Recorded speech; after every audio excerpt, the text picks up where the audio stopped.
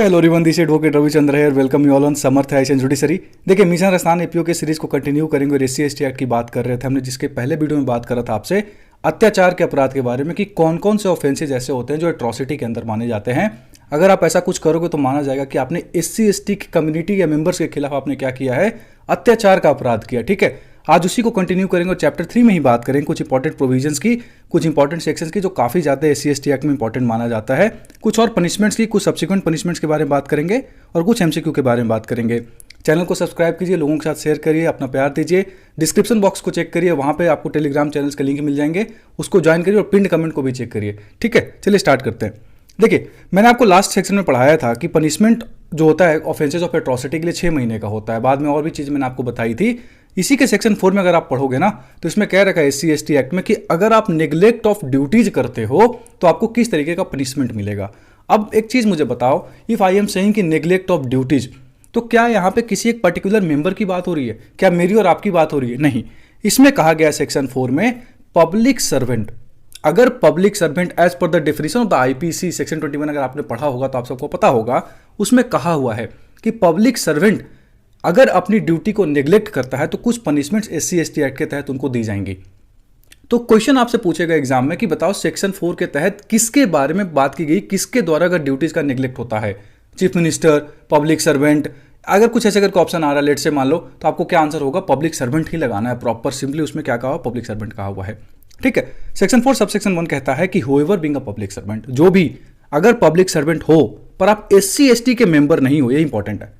अगर आप SC ST के मेंबर हो और पब्लिक सर्वेंट हो तो उस पर सेक्शन 4 अप्लाई नहीं होता है। अभी के लिए सेक्शन 4 सबसेक्शन 1 उसके बारे में बात करता है कि वैसे लोग जो एससी एसटी के मेंबर नहीं हैं पर वो पब्लिक सर्वेंट हैं और बिलफुली नेग्लेक्ट करते हैं अपनी ड्यूटीज को, बिलफुली इच्छा से, स्वयं इच्छा से, तो जो उनके द्वारा परफॉर्म करना है, अगर वैसे ड्यूटीज को स्वयं इच्छा से वो क्या करते हैं? नेग्लेक्ट कर देते हैं, तो उसको एससी एसटी एक्ट के सेक्शन 4 सबसेक्शन 1 के तहत कम से कम 6 महीने की पनिशमेंट जो 1 साल तक भी हो सकती है। सिर्फ और सिर्फ अगर किसी ने एक कंप्लेन कर दिया आपके सीनियर अथॉरिटी को जाकर के कि सेक्शन 4 सबसेक्शन 1 के तहत जो ड्यूटीज है उसको नेग्लेक्ट किया गया है पब्लिक सर्वेंट के द्वारा, वो एससी एसटी भी नहीं है, तो आपके ऊपर 6 महीने से लेकर के 1 साल तक की पनिशमेंट हो सकती है। आगे पढ़ेंगे इसमें और भी क्या बातें हो रखी है। अब क्वेश्चन क्या उठता है कि आखिर कैसे ड्यूटी के बारे में बात किया हुआ है, कौन से ड्यूटीज माना जाएगा कि वो मेरी ड्यूटी है?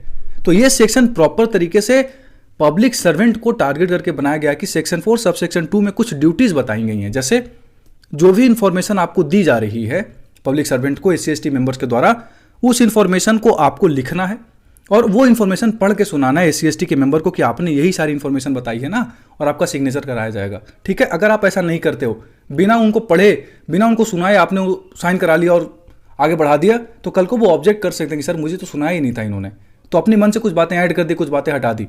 समझ रहे हो, ये चीज़ होती है। आगे कहता है कंप्लेंट ऑफ और एफआईआर, अगर आपको जाके कोई कहता है कि सर मेरे खिलाफ ऑफेंसेस ऑफ एट्रॉसिटी हुआ है, you are bound to write an FIR. ठीक है, एफआईआर लिखना पड़ेगा। अगर आप नहीं लिखते हो तो सेक्शन 4 सबसेक्शन 2 क्लाउज में क्या ऐड हो जाएगा, बेसिकली ये पॉइंट जाकर के वहां पे आप शिकायत कर सकते हो, सीनियर अथॉरिटी को अट्रैक्ट होगा। ठीक है, आगे कहता है to furnish a copy of the information so recorded forward to the informant, जो इंफॉर्मेंट होगा उसको वो कॉपी आपको देना पड़ेगा, जो भी एफआईआर की कॉपी है। आगे जो भी विक्टिम या विटनेस का स्टेटमेंट है वो रिकॉर्ड करना पड़ेगा आपको। यू आर बाउंड, आपने सीआरपीसी में पढ़ा होगा, सेक्शन 161 के तहत आपने पढ़ा होगा 161 का बयान जिसको बोलते हैं। ठीक है ना, तो to conduct the investigation and file chargesheet in the special court और the exclusive special court within period of 60 days and to explain the delay if any writing. अब ये इंपॉर्टेंट है कि सेक्शन 4 सबसेक्शन 2 में कहा हुआ है कि आपको चार्जशीट फाइल करना होगा सिर्फ और सिर्फ 60 days के अंदर। जिस दिन आपको इंफॉर्मेशन मिलती है, जिस दिन आपने एफआईआर लॉन्च करी, कंप्लेंट लॉन्च करी, लिखा, उसके 60 days के अंदर आपको चार्जशीट फाइल करना पड़ेगा। कहाँ पे? स्पेशल कोर्ट और एक्सक्लूसिव स्पेशल कोर्ट में जो भी इन्वेस्टिगेशन आप कर रहे हो। इन्वेस्टिगेशन भी 60 दिन के अंदर होता है। इसीलिए कहा जाता है कि एससी एसटी एक्ट लगने के बाद ना जो अथॉरिटीज होती हैं वो बिल्कुल एकदम सख्ते में आ जाती हैं, एकदम से फटाफट काम होना स्टार्ट हो जाता है, बिकॉज दे आर बाउंड। नहीं हो रहा है तो आप डिले एक्सप्लेन करोगे भाई किस वजह से नहीं हो पाया।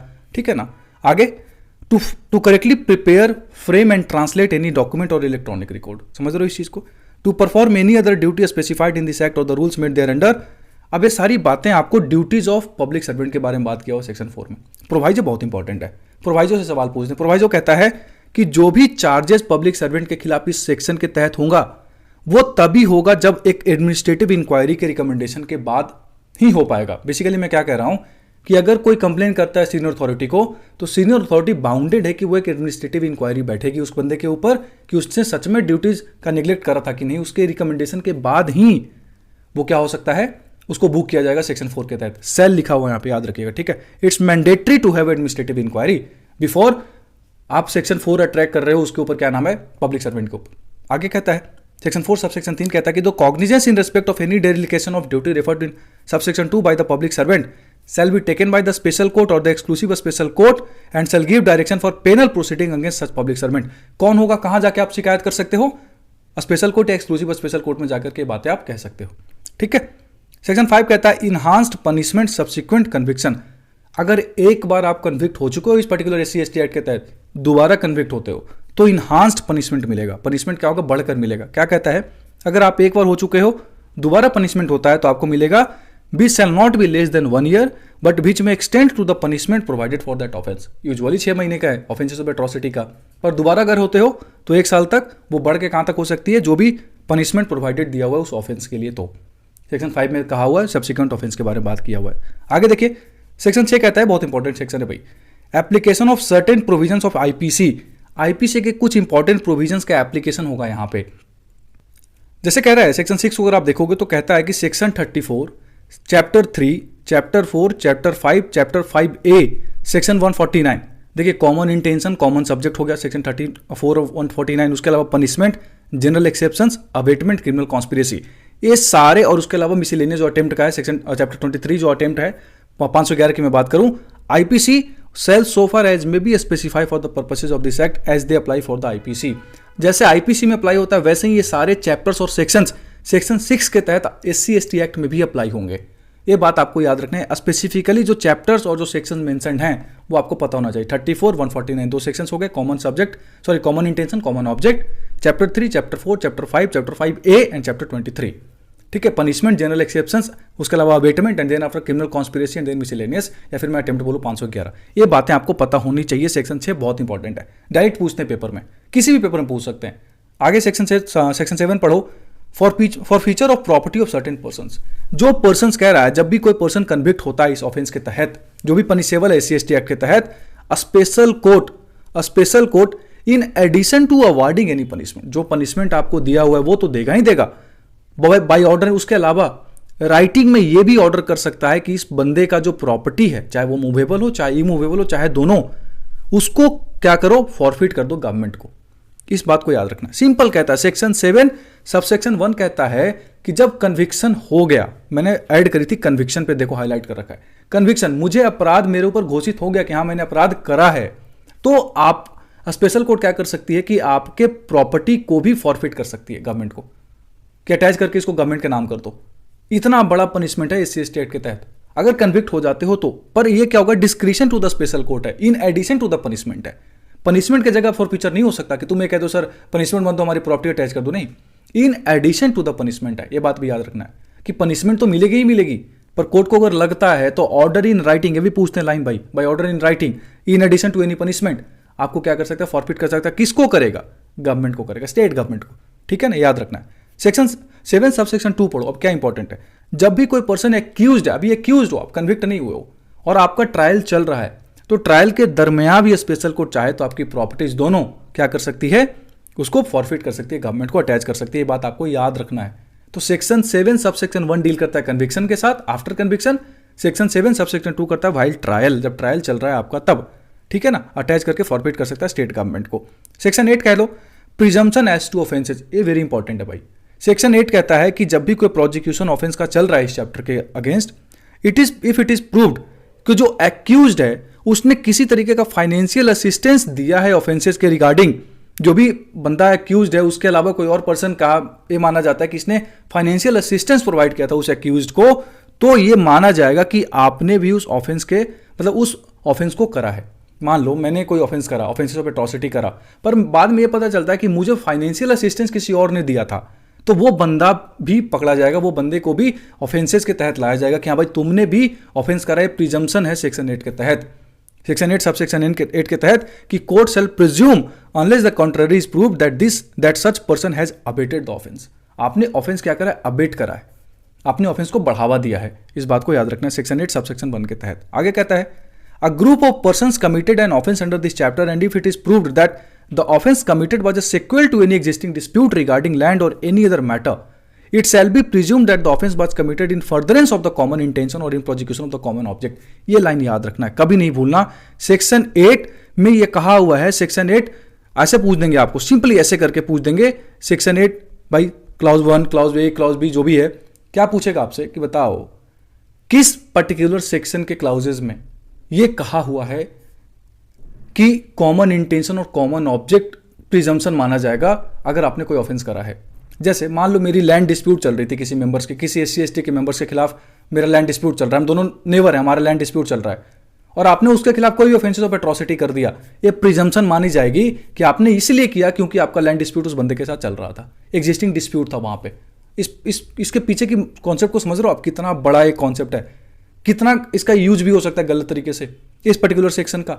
एनीबडी कैन गो एंड से, तो इसी वजह से न्यूज में रहता है कि कई बार इसके कन्विक्शन रेट लो होने की वजह, पढ़ेंगे अपन सेक्शन 18A में कि क्या रीजंस रहते हैं कि कई बार ये न्यूज में आ जाता है।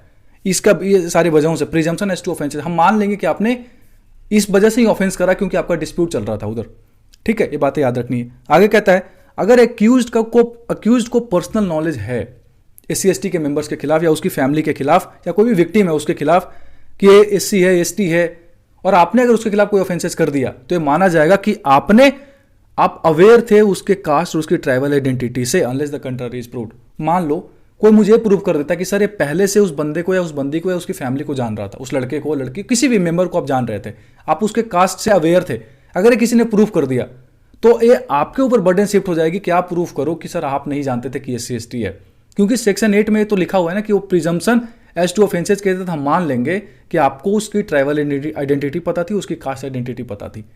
ये प्रिजम्पशन है, लॉ की फील्ड में बहुत काम आएगा सारी चीजें जो मैं आपको अभी बता रहा हूं। सेक्शन 9 देख लो, कन्फर्मेंट ऑफ पावर कन्फर कर सकती है स्टेट गवर्नमेंट, कभी भी उसको लगता है कि किसी काम को बढ़ावा देना है तो किसी भी पर्सन को किस किस वजहों से, for the prevention of and for coping of any offence under this act or for any case or class of group of cases under this act in any district or part thereof confer by notification in the official gazette on any officer of the state government the powers exercisable by a police officer under the code in such district or part thereof or as the case may be for such case or class of group of person in particular investigation prosecution। Simple समझो यार क्या है, अगर कोई police officer investigation कर रहा है किसी स्पेशल कोर्ट के सामने, पर स्टेट गवर्नमेंट को लगता है कि ये पुलिस ऑफिसर का काम सही से नहीं कर पा रहा, तो किसी भी ऑफिसर ऑफ द स्टेट को स्टेट गवर्नमेंट चाहे तो वो पुलिस ऑफिसर का पावर कन्फर कर सकते हैं कि लो आज से तुम्हारे ऊपर है सारी जिम्मेवारी, तुम इन्वेस्टिगेशन करो, तुम सारी चीजें फाइंड आउट करके कोर्ट के सामने लेके जाओ, ठीक है। तो नए आज से तुम पुलिस ऑफिसर का सारा काम करोगे,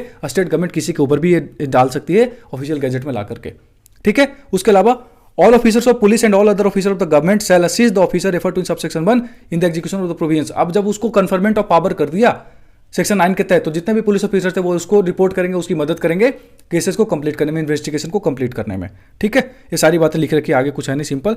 तो कुछ इंपॉर्टेंट है, आपको देख लेते हैं कुछ MCQ क्वेश्चन से क्या बन सकते हैं इस पर्टिकुलर चैप्टर से। विच of the following section of SC/ST act 1989 deals with for feature of property during trial of N accused. इसका आंसर बताओ आप। ट्रायल की मैं बात कर रहा हूँ, कन्विक्शन की बात नहीं कर रहा। सेक्शन 7 सबसेक्शन 1 72 91 92 बताओ किसके तहत ट्रायल ऑफ एन एक्यूज्ड के टाइम पे SC/ST एक्ट के तहत फॉरफीचर ऑफ प्रॉपर्टी हो सकती है। आगे, who among the following is empowered to confer powers exercisable by a police officer on any official. किसके पास अधिकार है कि वो कन्फर्मेंट ऑफ पावर सेक्शन 9 के तहत कर सकता है? क्या DM कर सकती है, स्टेट गवर्नमेंट, सेंट्रल गवर्नमेंट या SHO? कौन करेगा, किसको देगा पावर, या किसके पास पावर है कि मैं आज से कन्फर्मेंट ऑफ पावर तुम्हारे ऊपर कर रहा हूं? बताओ, ये सारे क्वेश्चन आपको बताने हैं। आगे देख लेते हैं last question, which of the following section of the of the act presumption as to offences is given. बताओ किस section of the SC/ST act में प्रिजम्पशन एज टू ऑफेंसेज दिया हुआ है?